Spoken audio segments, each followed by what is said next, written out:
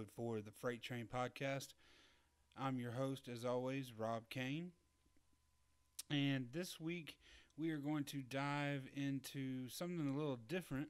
We're not talking to a country music artist this week. We're going to talk to somebody who has their foot into country music, but not in the way you might think. This week, we're going to talk to one of the owners of Rocky Ridge Trucks, Mr. Trent Cawthon.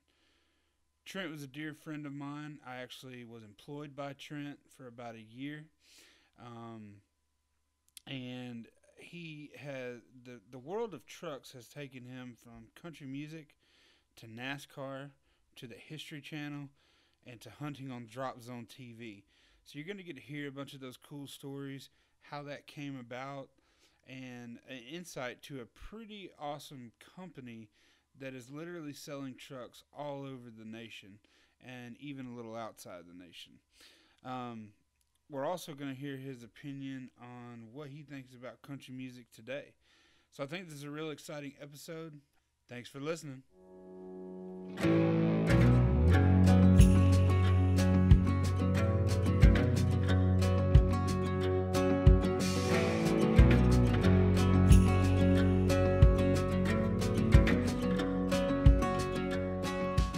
Trent Cawthon, how you doing, sir?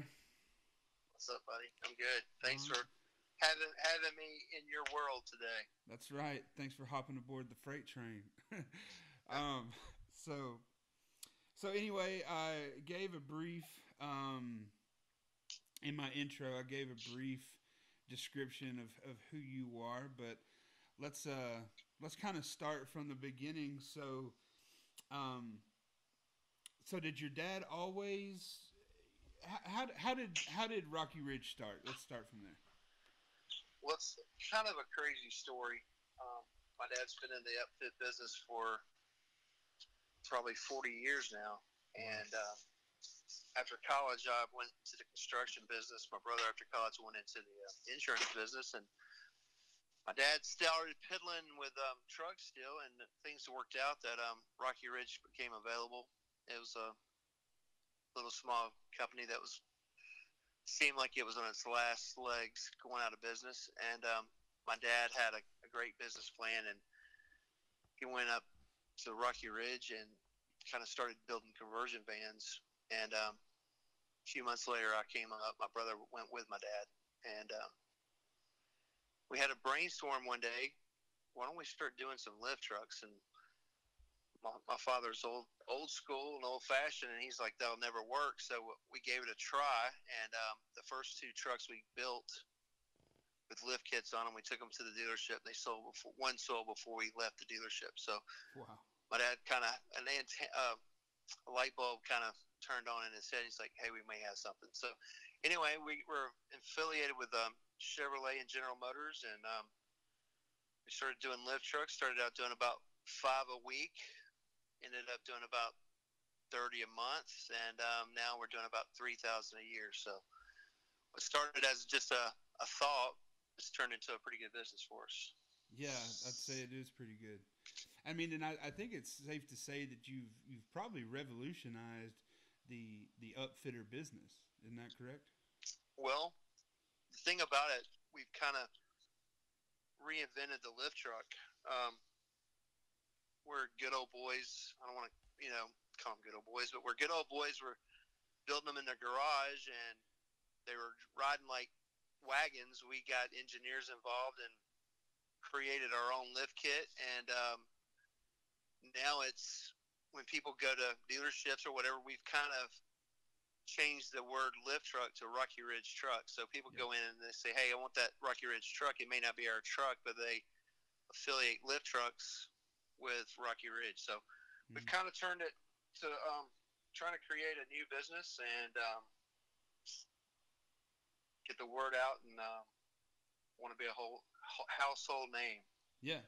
Well, I mean, I think, I think that you're well on your way, because I've had buddies, that know that I used to work for you, and for everybody out there listening, I worked for Trent for about a year up in Franklin Springs, Georgia. And he likes to say that I just laid around all the time, but it's not true. I was literally on my back putting in step bars. So if a picture ever surfaces of or Rob, catching naps just, under trucks. I caught you catching a nap once or twice. That's But right. the good thing about it, though, Rob, is from the time when you were working with us to now, we have about 80 employees, and we have a big sales force, and we sell trucks across the country. Where we were basically then specializing in the Southeast. Yeah. Now we're all over the country. As a matter of fact, we're building 2 Jeeps now that are going to Alaska. So Wow. we're trying to open that Alaska market now, and we're all the way in Key West, Florida, Bangor, Maine, and all across the country. So Bangor, Maine. That is crazy, dude. That's literally the entire country. all 4 corners, absolutely. Wow. And we're selling trucks in Puerto Rico. So we have a dealership in Puerto Rico, and they specialize in one of our supercharged trucks, the Callaway Edition. And believe it or not, there are 500 horsepower lift trucks on the island of Puerto Rico. Wow. That's amazing. And for anybody who's out there listening, please go check out RockyRidgeTrucks.com. It's truly amazing vehicles that these guys put out each and every day. Go get yourself one. Go down to your local dealer and buy you a truck. Yeah, absolutely. But so, and it's more than just that. So getting, part of every business is marketing, getting the word out about your product, and I think that's something that you definitely specialize in, Trent. So, take us on a little walk on, kind of how the integration of, some of the country music world got involved with some Rocky Ridge trucks. Yeah, it's kind of cool. I'm from McDonough, Georgia, and we were sitting in Athens, Franklin Springs, and a friend of mine from McDonough calls me up, and he said, "Hey, man," he said, "Do you remember my golf coach that I used to tell you about that wanted to be a rapper?" I said, "Yeah, I remember you talking about him." He said, "Well, he's a country rapper now, or he's trying to be, and he needs some trucks, big trucks for his video. And believe it or not, it's being filmed in McDonough, Georgia." And I'm like, "Yeah, man, whatever you need." So we took 4 trucks down to this, I guess it's a ranch, a farm, and it was Colt Ford's first video, Buckham. Yeah. And my buddy Jason was sitting there going, not Jason Colt, but another guy named Jason, his friend, his golf coach. He said, "Hey, man, I want you to meet Colt. He's really looking forward to meeting you." I'm like, "Yeah, sure, whatever." And here comes this big old guy with a cowboy hat on, sunglasses, and I'm like, this guy really wants to meet me? No. But the first words, "Hey, how are you? Thank you for coming." And Colt and I became instant friends. And he found out that I was living in Athens, and he was living in Athens, and we started doing, going to dinner and hanging out, and that's kind of how our relationship started. And is really trying to get Colt Ford out.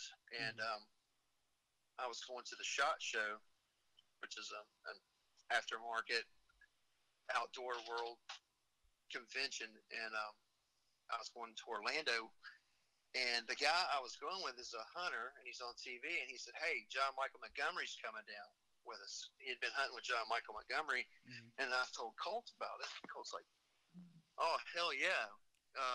Let me give you a demo to take to John Michael." And I'm like, "All right, whatever." So John Michael and I were sitting in there having some cocktails when he was drinking, and I kind of pitched Colt to him, and he kind of looked really confused, like a country rapper, really. Long story short, I gave him the CD, and I gave it to one of his guys, and he sat down on it and broke it. And he called me. He said, "Hey, do you have another one of those CDs? I broke it." And I said, "Yeah." So anyway, I introduced Colt. Colt and I had a meeting with this guy, kind of an impromptu meeting, and before he got back to Kentucky, he was calling John Michael on the phone and saying, "Dude, you've got to listen to this. You'll love it." So John Michael listened to the CD and gave Colt a call. He called me and said, "Hey, can I get Colt's number? Do you mind if I call him?" I'm like, "Oh, that'd be awesome." Yeah. So John Michael called Colt and said, "I think I would sound great on Ride Through the Country." And that's kind of, I think personally, how Colt got launched. Mm-hmm. A lot of people take credit for opening that big door for Colt, and I always tell the guys who take the credit, hey man, Colt's like a house, and it takes more than one person to build a house. You have the foundation, and you have the siding and whatever. Mm-hmm. So a lot of people had their hands into getting Colt launched, and I feel very honored to be a good friend of his, and I've been there since day one. So that's kind of how it got started, and we wanted to branch Rocky Ridge, out to the mass public. So we lettered up a Colt Ford Rocky Ridge truck and went to a few CMA festivals, and Colt drives Rocky Ridge now. He's been driving Rocky Ridge trucks for a few years now. So, and he's opened some doors for other country artists to meet me. And now, if you look at the videos, Florida Georgia Line boys, they drive drive trucks. They're in their videos. Mm-hmm.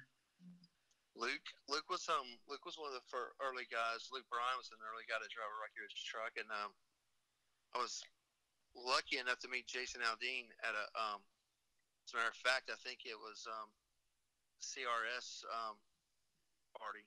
Mm-hmm. I was up there with Colt, and another man. Who's this guy? He doesn't want to meet me, but hey, how's it going? First words out, we became friends, and I've built 6 or 7 trucks for Jason now. I just finished a Raptor for him, and it's been a really good relationship. We do a lot of business together with these guys, but we also become friends. And, that's what matters at the end of the day. That's that true. I can call them up and say, hey man, how are the kids? Or did you kill a deer this weekend? Stuff other than just trucks. Yeah.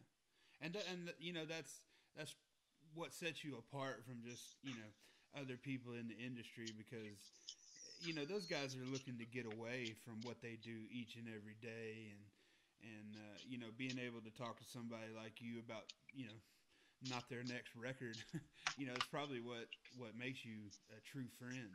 So sure. That's a really cool connection, and not to go off on a tangent, but that's how me and you met. Me and you met at a Colt show when I was with the artist I was working with, Daniel Lee, and we met at a show and struck up a friendship. And I think we met before that. I think we met when you were hanging out with Jason Cooley, weren't we? Cooley, that's right. Jason Bird. That's right. Man, you jogged my memory. That's exactly right. I had totally forgotten about that. Well, man, yeah. Yeah, man. but yeah, and I forget a lot of stuff, Rob. It's the important things I do remember. That's true. Important things. Well, I'm glad that mine and your friendship is important amongst the likes of Luke, Bryan, and Jason Aldean, and Colt Ford, and Florida Georgia Line. But and to all the listeners out there, I have to give credit where credit is due, and I know I talk a lot about Texas music and Texas artists, and this man right here, Trent Cawthon, is the number one reason of how I even knew, who the Josh Abbott Band was, or Pat Green, or anybody, Casey Donahue Band. I mean, Turnpike Troubadours. I didn't know who any of these people were until I went on a trip with Colt to Myrtle Beach. And well, that's the thing about it. I don't listen to just top pop country. I listen to old country, and I listen. Of course, Texas music is a passion of mine, and I don't get starstruck very easily. And a few years ago, Randy Rogers Band, I think it was his first show in Athens, just playing in Athens. Mm-hmm. I struck up a relationship or a conversation with this T-shirt guy. And I'm like, if you want to go out of town, here's my card. And then, as a matter of fact, they were opening for Luke and at the Georgia Theater. And Randy Rogers called me on my cell phone. It's like an 814 number. I'm like, who is this? Yeah. Hey man, you still want to go downtown? I want to go downtown. I'm like, hell yeah, right now. So I got to spend the evening hanging out with Randy Rogers, one of my Texas music I don't want to call him a hero, but Yeah. favorites. Yeah. And got to see a different side. And it was actually really cool. I just need to get those guys driving Rocky Ridge trucks. But we do real well in Texas. And whenever I see Randy or the guy, he and I stay in touch some. And, hey, buddy, you got a Rocky Ridge truck yet? He's like, no, not yet. But I'm aiming that way. So, but it's actually really cool. The Peach Pickers drive my trucks. Ben Hayslip drives the truck. And Wow. Red has a hand-me-down Rocky Ridge he got from Thomas Red. We did a Thomas Red truck for him a few years ago. And Thomas Red, I think he couldn't get it in his garage, so he gave it to Red. So we only need that. We only need Dallas in a truck now, and then we'll have all three Peach Pickers driving Rocky Ridge trucks. That's crazy, man. I mean, cool, that's mega marketing for your brand. I mean, that's crazy. Yeah. It was a few years ago when Jason had Thomas Rhett, Florida Georgia line out, and Luke. I'm sitting there like, holy shit. I'm sorry. I'm like, holy crap.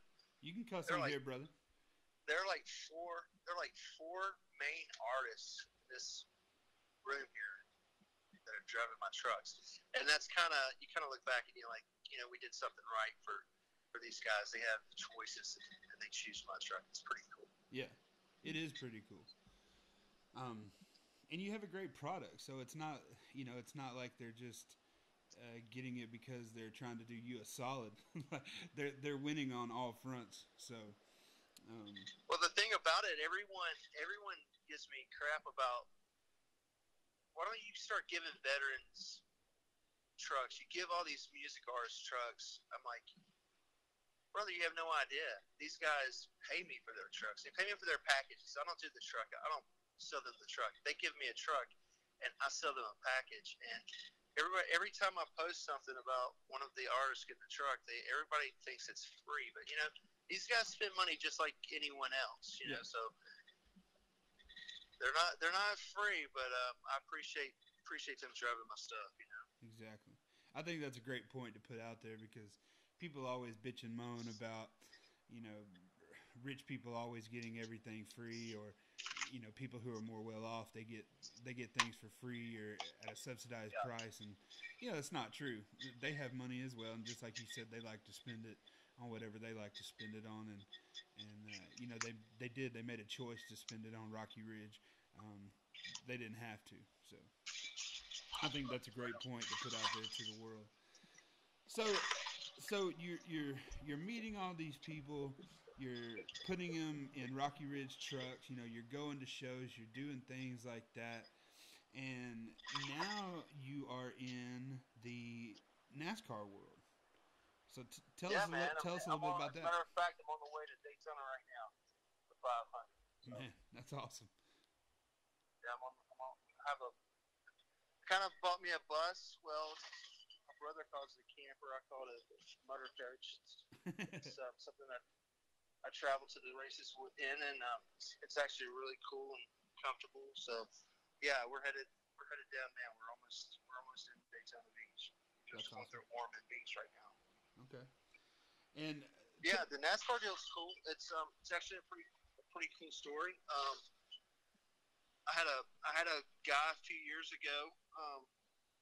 He was about 15, 16 years old. His name is Chase Elliot. He's the number 24 NASCAR Sprint Cup, Mustard Cup this year, driver.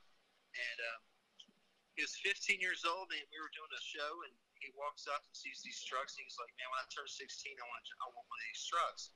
I didn't know who he was, but his dad comes up behind him. It's Bill Elliott. So I'm like, I know this guy. Yeah. And we struck up a conversation. We started talking about it. And he was driving late model race cars at the time, and my dad happened to be there. And my dad was a Bill Elliott fan when he was racing, and they struck up a conversation. Now they're really good friends.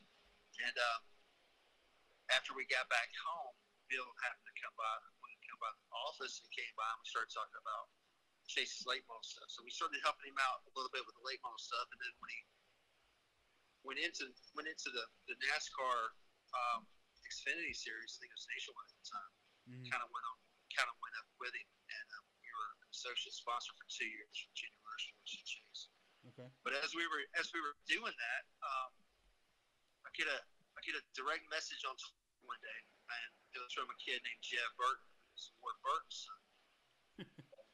He said, "Hey man, I have a Rocky Ridge truck. I love my truck. Do you have any swag I could get from you?" And Jeb and I became friends just through that instant message. Yeah. And we've kind of been helping him out. He's kind of without a ride this year, but last year we were a main sponsor for a while, and the team had to close down due to other sponsorship that didn't fulfill their deal. So that's a whole other conversation there. But Jed's a good kid, and 2 years ago I was sitting at Daytona, and another kid walked up to me, and he goes, "Are you Trent from Rocky Ridge?" I said, "Yeah." He goes, "I'm John Hunter Nemechek. I'm Joe Nemechek's son, and I would like to talk to you." And this kid was 17, maybe. Wow. And I just thought it was actually, I'm like, yeah, man, I'll talk. So anyway, long story short, I'm involved in NASCAR because of those three young guns whose fathers were NASCAR royalty. Yeah. Elliot, Ward Bird, and Joe Nemechek. So we're doing some things with Jeb if he does get a ride this year, but we're committed to John Hunter Nemechek in the Camping World Truck Series. Yeah. And believe it or not, all three of those guys drive Rocky Ridge trucks. It's actually a cool thing, and it all circles back to our product. Yeah. And now, so did they get into country music? Like, did they know your background with Colt and some of the other people in country music? Well, they do now. They actually didn't know, at first. And Chase is a huge Eric Church fan. He loves Eric Church, and Jeb is a big Jason Aldean fan, and John Hunter, believe it or not, is a big Colt fan. So okay. I was out of town, and John Hunter asked me if I could help him out with some meet and greets for Colts in Charlotte a couple weeks ago, and I put them together, and he thought, Colt's just as real in person as he is in interviews and on TV. So he was really impressed to meet somebody that he looks up to, and they're country music fans. They're all country music fans, and they kind of envy me going and hanging out with Jason or hanging out with Luke, and I'm like, well, you guys can hang out with anyone who wants to. So.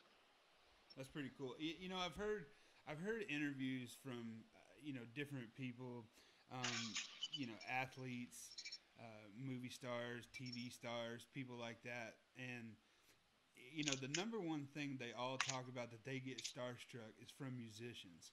So I think it's really interesting how everything can kind of tie back into music, and the fact that these awesome trucks you make brought you together with these guys in NASCAR, and now you're in the NASCAR world a little bit, and like you said, it circles back around to the music, and to everybody out there listening, this is the pure and organic reason of why I wanted to do the Freight Train podcast, is because everybody that we're going to be talking to comes back to country music. And I think that these are really amazing stories about how things can connect people. And music does connect the world. And so I think that that's just really interesting. And, something else I had here on my notes that I wanted to bring up, not to change topics too quickly, but the I'm drawing a blank here. The Robertson family. Willie and Phil. Yeah, you got involved with them a little bit. I didn't. It's another connection through Colt. Willie Robertson contacted me, and he said, "Hey, I want you to be a part of a new series we're doing for A&E. It's called Duck Dynasty." I'm like, "Oh, cool. I'm interested. Yeah." He said, I need 2 trucks. I need them lifted. I need them Rocky Ridged out. And he said, I need them titled to me. I'm like, whoa, that's that's $120,000. Yeah. He goes, yeah, but it's going to be the biggest TV show in history. And I kind of rejected it.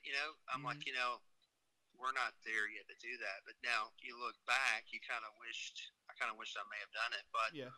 I don't know Willie, but I know a lot of people that do know Willie, and I think it would have been a pretty good relationship. Mm-hmm. I'm still good friends with his camera guy, George Summit, and we still talk. And every time we talk, he's like, "Yeah, Willie still wants a truck, still wants a truck." And I'm like, "Well, dang, what are you gonna do?" Yeah, exactly. Well, okay. Well, I knew there was a little something there, so that's still pretty cool that you were even involved in that. But the thing about it is, and I told Willie, I said, I'll do a demo deal with you, and they could be just like your trucks. He said, no, I want them to be my truck, because if I run into a swamp and sink it, I don't want to have to explain to you why I did it. I want it to be mine. And I respect that to a degree, because I don't want someone out tearing up my truck and sending it back to me all damaged up. So yeah. I did respect that. It was just at the time it just wasn't right for us. Yeah. We're in the process now. As a matter of fact, we filmed all day at Rocky Ridge yesterday for a new series coming out on History, the History Channel. Oh wow. We're gonna debut in June, and it's called "It's How You Get There." And say that again. We're on episode 4. It's called How You Get There. It's How You Get There. Okay. It's kind of like it's a version of Top Gear, kind of. They go out. The hosts go out, and they may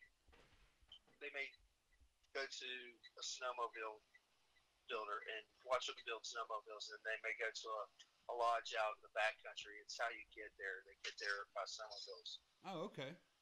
Well, our segment's going to be where it's how you get there. We go and build Rocky Ridge trucks, and they ride from Rocky Ridge. They drive them to Redmond, North Carolina, to Richard Petty's house, and wow. they're gonna have dinner with Richard Petty. He's the king. We're doing some things with him and his company, the Petty's Garage. So it's kind of a good fit, and and kind of showing our brand.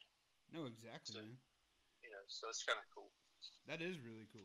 Well, that kind of leads into my next question: is what's next on the horizon for Rocky Ridge? So you got that awesome series coming up. Is there anything else you can put out there to the world? I don't know. I'm hog hunting on TV tomorrow, so oh wow, I'm doing a hog hunt for DropZone TV with Greg Zipadelli and Al Schaefer. So dude, that should be kind of interesting down here in Florida. 85-degree weather. I'm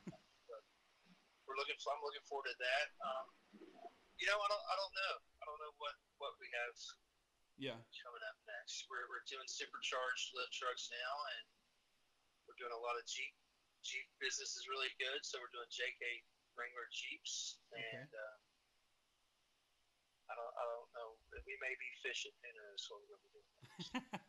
That's right. You're probably going to come out with a lifestyle brand next. Yeah, that's right. Something. Sure. Well, look. Let me ask you, and this is something I ask everybody that comes on the show. So, there's a lot of talk in country music. This bro country versus traditional country, all that kind of stuff. And without getting too political or anything like that, where do you think the current state of country music is at? Being a country music lover yourself. I personally think country music is losing the genre. Yeah. I think it's you don't hear the old Waylon songs much anymore. You do hear some, but a lot of my friends are doing this. I don't want to call it hip hop country, but modern country, and I feel like country is losing its roots. Yeah. We need to get back to the roots of things. Jamie Johnson, kind of brought country back. Yeah. But if you listen to some of Jason's Aldean songs, that old Barstool song, that is a good country song, Mm-hmm. and I think he's revolving back into country music. Yeah. And a lot of it has to do with the writers. The writers write songs that people buy, and this new generation, they're not old country generation. They're listening and buying stuff that reflects them. Yeah. So it doesn't matter. Like I was telling you earlier, I listen to all kinds of country. I mean, all kinds of music. It doesn't have to be country. It could be Drake, or it could be Charlie Daniels, or it's whatever. Kid Rock. Mm-hmm. As a matter of fact, Kid Rock's a Rocky Ridge customer. Wow. He bought his own Rocky Ridge, and he just bought his second Rocky Ridge that we're getting ready to build. So kind of forgot about that, and that's kind of been keeping that quiet a little bit. But Kid Rock is a Rocky Ridge customer. But I listen to Kid Rock, and I listen to Leonard Skinner. I listen to AC/DC. I listen to whatever I'm in the mood for, and that's kind of what country is now. I mean, you can turn it on the highway, and it may be Casey Musgrave singing about trailer parks, or then it may be Luke singing about tailgates. Yeah. Well, that's you brought up Luke Bryan, and that's in an earlier interview. I was talking to Levi Lowry, and I think people say that Luke Bryan has sold out and gone totally pop country, and what I think happens with a lot of country stars today is that people aren't digging deep enough. They hear what they hear on the radio, they see what they see on the award shows, but they're not listening to the albums. And I think a lot of this can tie back into iTunes and only being able to buy individual songs versus the whole albums. If you go 2 tracks deep into any Luke Bryan album, those songs are as country can be. I mean, 300%. Yes. and unfortunately, the media and the system that is Nashville, the machine that is Nashville, they're putting out there, all the quote unquote pop country stuff. But that's and I tell people every chance I get, you know what? Yes, you may not like that Luke Bryan song, but that's not all of Luke Bryan's music. The Spring Break series that he put out every year, which I thought were highly underrated and highly unmarketed. I mean, they did not. Well, they were kind of hidden tracks there. Exactly. But the point I'm getting to is that those songs are great country songs, and it's great country music. They just weren't publicized like all the other stuff that he puts out. So yeah, exactly. And it's like this, Rob. Luke, the Spring Break series, he sings songs about what we all did at spring break. Exactly. You don't take sand to the beach, right? It's right. That's very true. Well, Trent, yes, I just wanted to say thank you so much for coming on the Freight Train podcast and giving us a little look into your world. And again, everybody, I want you to go out and check out RockyRidgeTrucks.com. And like I said, go down to your dealer and get you one of them trucks. So it's perfect timing. We're pulling into the track right now, and thanks for having me. I hope I didn't talk too much, and I hope I wasn't too boring. So. No, it was great, man. The stories were amazing. That's why I wanted to talk to you. All right, good deal. Rob, I'll talk to you soon. I've got to get off here. All right, Trent. Have a great day, man. All right, buddy. Thank you. Bye-bye.